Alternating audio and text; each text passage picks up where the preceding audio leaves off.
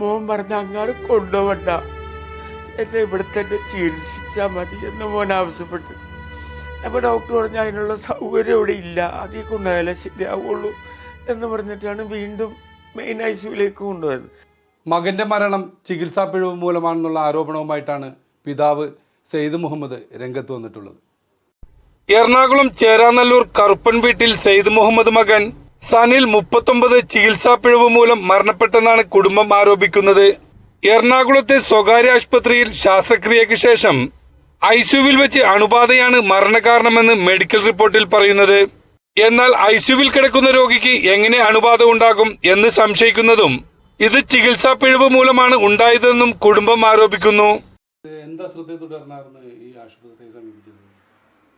അന്നനാളത്തിലെ cancer നീക്കം ചെയ്യാനാണ് Amrita ആസ്പത്രിയിലെ 2023 August 9-ാം തീയതി ശസ്ത്രക്രിയ നടത്തിയത്. 9-ാം തീയതി ശസ്ത്രക്രിയ കഴിഞ്ഞ് ഐസിയുവിലേക്ക് മാറ്റി.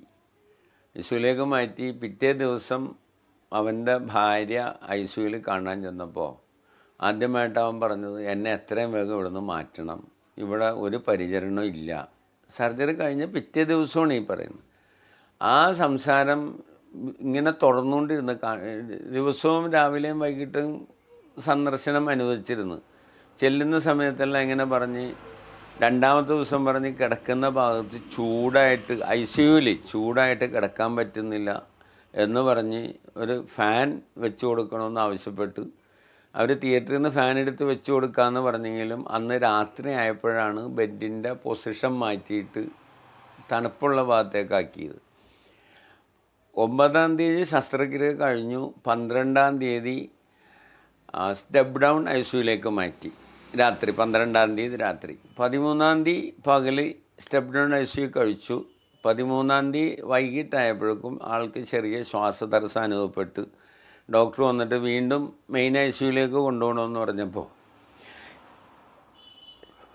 മോൻ പറഞ്ഞ അങ്ങാട് കൊണ്ടുപോവണ്ട, എന്നെ ഇവിടെ തന്നെ ചികിത്സിച്ചാൽ മതി എന്ന് മോൻ ആവശ്യപ്പെട്ടു. അപ്പോൾ ഡോക്ടർ പറഞ്ഞു അതിനുള്ള സൗകര്യം ഇവിടെ ഇല്ല, അതിൽ കൊണ്ടുപോയാലേ ശരിയാവുള്ളൂ എന്ന് പറഞ്ഞിട്ടാണ് വീണ്ടും മെയിൻ ഐസിയുവിലേക്ക് കൊണ്ടുപോയത്. പിറ്റേന്ന് രാവിലെ ഇറക്കാമെന്നുള്ള കണ്ടീഷനിലാണ് കൊണ്ടുപോയത്. പക്ഷേ അപ്പോൾ ഒരു രാത്രി ഒരു 8 മണിയായി കാണും മെയിൻ ഐസിയുവിലേക്ക് കൊണ്ടുപോകുമ്പോൾ.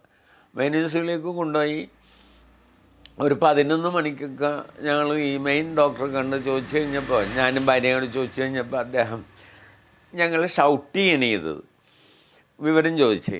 അത് കഴിഞ്ഞ് രാത്രി 1:30 മണിയായപ്പോൾ ഐസിയുവിൽ നിന്ന് മകൻ എന്നെ കാണണമെന്ന് ആവശ്യപ്പെട്ട് വിളിപ്പിച്ചു. ഞാൻ ചെന്ന് കഴിഞ്ഞപ്പോൾ എന്നോട് പറഞ്ഞു, ഇപ്പോൾ എനിക്ക് വളരെ ആശ്വാസമുണ്ട്, രാവിലെ പുറത്തേക്ക് ആക്കാമെന്ന് പറഞ്ഞിട്ടുണ്ട് ഡോക്ടർ, അതുകൊണ്ട് സമാധാനമായിട്ട് ഇരിക്കി എന്ന് പറഞ്ഞ് അങ്ങനെ ഞാൻ ഐസിയുവിൽ നിന്ന് പോന്നതിന് ശേഷം രാത്രി 4 മണിയായപ്പോൾ, വെളുപ്പിന് 4 മണിയായപ്പോൾ ഉറക്കച്ചവടോടുകൂടി ഒരു ഐസിയുവിലെ സ്റ്റാഫ് വന്നിട്ട് പറഞ്ഞ്, സനിലിന് ഓക്സിജൻ്റെ അളവ് കുറഞ്ഞുകൊണ്ട് അതുകൊണ്ട് വെൻറ്റിലേഷൻ കൊടുക്കണം, ഒരു പേപ്പർ ഒപ്പിട്ട് കൊടുക്കാൻ പറഞ്ഞു. അങ്ങനെ ഒരു പേപ്പർ ഒപ്പിട്ട് കൊടുത്തു. അത് കഴിഞ്ഞൊരു 6 മണിയായപ്പോൾ ഒരു സ്റ്റാഫ് വന്നിട്ട് പറഞ്ഞു, ഒരു കാർഡിയക് അറക്ഷൻ ഉണ്ടായി, ക്രിട്ടിക്കൽ സ്റ്റേജാണ് എന്ന് പറഞ്ഞു. അപ്പോൾ ഞങ്ങൾ സത്യത്തിൽ അത് കേട്ട് കഴിഞ്ഞപ്പോൾ സ്തംഭിച്ചു പോയി. കാരണം ഒരു സാധാരണ കാർഡിയക് അറക്ഷൻ ഉണ്ടാക്കേണ്ട ഒരാവശ്യമില്ല. എൻ്റെ മോന് പൂർണ്ണ ആരോഗ്യവാനാണ്.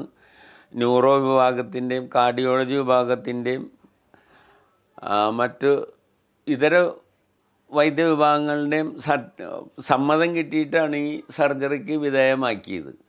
തന്നെയല്ല, രക്തം കട്ട പിടിക്കാതിരിക്കാനുള്ള മരുന്നും എൻ്റെ മകൻ കഴിക്കുന്നുണ്ടായി. അതാണ്ട് ഓപ്പറേഷൻ 5 ദിവസം മുമ്പാണ് ആ മരുന്ന് നിർത്തിയത്. അപ്പോൾ ഒരു കാരണവശാലും സ്വാഭാവികമായിട്ട് അങ്ങനെ ഒരു അറസ്റ്റ് വരേണ്ട കാര്യമില്ല. അങ്ങനെ 6 മണിക്ക് ഇദ്ദേഹം അറിയിച്ചതിന് ശേഷം ഒരു 6:30-6:45 ആയപ്പോഴേക്കും മെയിൻ ഡോക്ടർ അകത്തേക്ക് പോയി തിരിച്ചു വന്നപ്പോഴും ഇങ്ങനെ ഒരു കാർഡിയക് അറക്ഷൻ ഉണ്ടായി, പക്ഷേ ഇപ്പം ഹൃദയം പ്രവർത്തിക്കുന്നുണ്ട്, നമുക്കൊരു സ്കാൻ ചെയ്യണം എന്ന് പറഞ്ഞു. അങ്ങനെ അവിടെ സ്കാൻ ചെയ്യാൻ എന്ത് വേണം ചെയ്യാമെന്ന് പറഞ്ഞ് രാവിലെ 10 മണിയായിട്ടും അതിനുള്ള നടപടികളൊന്നും ഇല്ലാതെ ആയപ്പോൾ ചോദിച്ചപ്പോൾ പറഞ്ഞ് സ്കാനിങ് വേണ്ട, ഒന്നുകൂടി തിയേറ്ററിൽ കയറ്റണം എന്ന് പറഞ്ഞു. അങ്ങനെ 12 മണിക്ക് ഞാൻ ഡോക്ടറോട് ചോദിച്ചപ്പോൾ ഡോക്ടറെ കണ്ട് ചോദിച്ചപ്പോൾ പറഞ്ഞ് ആൾ തിയേറ്ററിലാണ്, BP കൂടി വരാത്ത കാരണം ഒന്നും ചെയ്യാൻ പറ്റിയിട്ടില്ല എന്നാണ് പറഞ്ഞത്. 12 മണിക്ക് 3 മണിക്ക് അദ്ദേഹത്തെ കണ്ടു കഴിഞ്ഞപ്പോൾ അദ്ദേഹം പറഞ്ഞ് എല്ലാം ശരിയാക്കിയിട്ടുണ്ട്, അവിടെയൊക്കെ ക്ലീൻ ചെയ്തിട്ടുണ്ട്, കഴുത്തിലെ ജോയിൻറ്റ് പിടിപ്പിച്ചേക്കാണ് തൽക്കാലത്തേക്ക്, 24 മണിക്കൂർ കൊണ്ട് റിക്കവറായി വരുള്ളൂ, ഒന്നും വിഷമിക്കാനുള്ള 24 മണിക്കൂർ കൊണ്ട് റിക്കവറായി വരുമെന്ന് പറഞ്ഞു. അത് അദ്ദേഹം പറഞ്ഞത് 3 മണിക്കാണ്. പക്ഷേ അദ്ദേഹം അങ്ങനെ പറഞ്ഞെങ്കിലും ഓരോ മണിക്കൂറിലും എൻ്റെ മകൻ്റെ നില വഷളായി. രാത്രി ഏതാണ്ട് ഒരു 8:30 ആൾ ഈ ലോകത്തോട് യാത്ര പറഞ്ഞു. അതോടുകൂടി 10ഉം 4ഉം വയസ്സ് പ്രായമുള്ള 2 കുട്ടികൾ അനാഥകളായി, 32 വയസ്സുള്ള ഒരു യുവതി വിധവയായി, പ്രായമായ ഞാനും എൻ്റെ ഭാര്യയും സംരക്ഷിക്കാനാളില്ലാതെ കഷ്ടത്തിലായി. എൻ്റെ മകൻ മരണപ്പെട്ടതിൽ അവരുടെ ആസ്പത്രിയുടെ ഭാഗത്തു നിന്നും ഡോക്ടർ ഭാഗത്തു നിന്നും ചികിത്സിച്ചവരുടെ ഭാഗത്തു നിന്നും തികഞ്ഞ അനാസ്ഥ ആണ് ഉണ്ടായത് എന്ന് ഞാൻ പൂർണ്ണമായിട്ടും വിശ്വസിക്കുകയാണ്. സിറ്റി പോലീസ് കമ്മീഷണർക്ക് പരാതി കൊടുത്തു മാർച്ച് ആദ്യത്തിൽ. എറണാകുളം സിറ്റി പോലീസ് കമ്മീഷണർക്ക് പരാതി കൊടുത്തെങ്കിലും ഒരു അന്വേഷണവും അതിൻ്റെ നടപടികളൊന്നും ഇല്ലാതെ ആയപ്പോൾ ജൂൺ മാസത്തിൽ ഞാൻ സ്റ്റേഷനിൽ ചെന്ന് അന്വേഷിച്ചപ്പോഴാണ് പറഞ്ഞത് ഞങ്ങൾക്കതിൽ ഒന്നും ചെയ്യാൻ പറ്റില്ല, മെഡിക്കൽ ബോർഡിൻ്റെ ഇതുണ്ടെങ്കിൽ ഞങ്ങൾക്ക് കേസ് എടുക്കാൻ പറ്റുള്ളൂ, അതുകൊണ്ട് നിങ്ങൾ DMOന് പരാതി കൊടുക്കാൻ പറഞ്ഞു. DMO ഓഫീസിൽ പരാതി നേരിട്ട് കൊടുക്കാൻ അദ്ദേഹത്തെ 2 ദിവസം നടന്നെങ്കിലും നേരിട്ട് കാണാതെ ഓഫീസിൽ പരാതി കൊടുത്തിട്ട് പോന്നു. ആഗസ്റ്റ് വരെ നോക്കിയിട്ടും DMO ഓഫീസിൽ നടപടിയൊന്നും ഇല്ലാതെ ആയപ്പോൾ തിരുവനന്തപുരത്ത് പോയി മനുഷ്യാവകാശ കമ്മീഷനിൽ പരാതി കൊടുത്തു, ഞാനും ഭാര്യയും കൂടി പോയിട്ട്. ഇതേവരെ അവിടെ നിന്നും നടപടികളിലേക്കൊന്നും കടന്നിട്ടില്ല. മനുഷ്യാവകാശ കമ്മീഷനിൽ നിന്ന് നീതി കിട്ടും എന്നുള്ള വിശ്വാസത്തിലാണ് ഞാൻ ഇപ്പോഴും മുന്നോട്ട് നീങ്ങുന്നത്. അപ്പോൾ അതിനു വേണ്ടി എനിക്ക് നീതി കിട്ടാൻ വേണ്ടി ഈ വീഡിയോ കാണുന്ന എല്ലാവരും ആത്മാർത്ഥമായിട്ട് പ്രാർത്ഥിക്കണം എന്ന് അപേക്ഷിക്കുന്നു. തികഞ്ഞ അനാസ്ഥ, സമയാസമയങ്ങളിൽ വേണ്ട കാര്യങ്ങൾ ചെയ്യാത്തത് കൊണ്ടാണ്. അത് അവർ നമുക്ക് തന്നിരിക്കുന്ന മരണ സർട്ടിഫിക്കറ്റിൽ പറയുന്നത് ഇൻഫെക്ഷൻ മൂലം ശരീരത്തിൻ്റെ അവയവങ്ങളുടെ പ്രവർത്തനം നിലച്ചുപോയി എന്നാണ് പറയണത്. ICUവിൽ നിന്ന് ആൾ പുറത്ത് കടന്നിട്ടില്ല. എൻ്റെ ഭാര്യ ഒരു ദിവസം രാവിലെ 2 മിനിറ്റ് വൈകിട്ട് 2 മിനിറ്റ് മാത്രം അവിടെ സന്ദർശിക്കുന്നുള്ളൂ. അപ്പോൾ ഈ ICU കിടക്കുന്ന ആൾക്ക് എങ്ങനെയാ അണുബാധയുടെ ഇൻഫെക്ഷൻ ഉണ്ടാകുന്നത്?